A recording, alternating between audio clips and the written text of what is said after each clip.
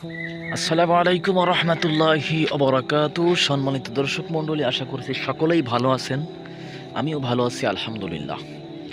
তো আমাদের এই জীবনে চলার পথে আমরা দেখে থাকি যে একটা ইস্যুর পরে আরেকটা ইস্যু আসে। একটা সমস্যা হয়েছে, সেইটা সলভ হতে না হতেই আবার আরও একটা সমস্যা আমাদের সামনে এসে দাঁড়িয়ে যায়। তো আজকে আমি কথা বলবো বাংলাদেশ জামাত ইসলামীর বিষয়টা নিয়ে। এখন যে সমস্যাটা চলছে, বাংলাদেশ জামাত ইসলামীর যে লোগোটা আছে, প্রত্যেকটা দলের একটা লোগো আছে। সেই লোগোর ভিতরে ডিজাইন একরকম আছে।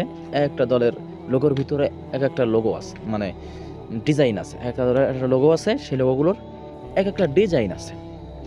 তো বাংলাদেশ জামাত ইসলামীরও যেহেতু মার্কা দাড়িপাল্লা, সেই দাড়িপাল্লায় যে লোগোটা ছিল সেটার একটা ডিজাইন ছিল। সেই ডিজাইনটাকে এখন পরিবর্তন করা হচ্ছে। তো পরিবর্তন করার হচ্ছে সেইটা, আহ, এই কথাটা, এই বিষয়টা নিয়ে অনেক মানুষ সমালোচনা করছে। যারা জামাতদেরকে পছন্দ করে না তারা তো এখন উঠে পড়ে লেগেছে যে জামাতরাও শেষ পর্যন্ত ইসলাম থেকে খারিজ হয়ে যাচ্ছে, ইসলাম থেকে তাদের ধর্ম থেকে ইসলাম বাদ দিয়ে দিচ্ছে।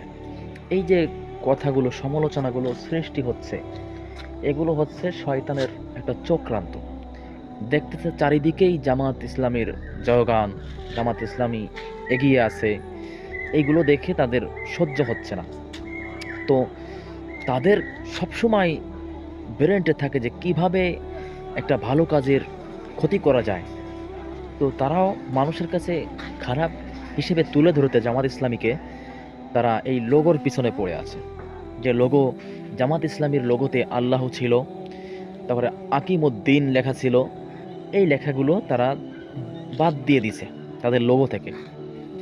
তো বাদ দিয়ে দিচ্ছে, এর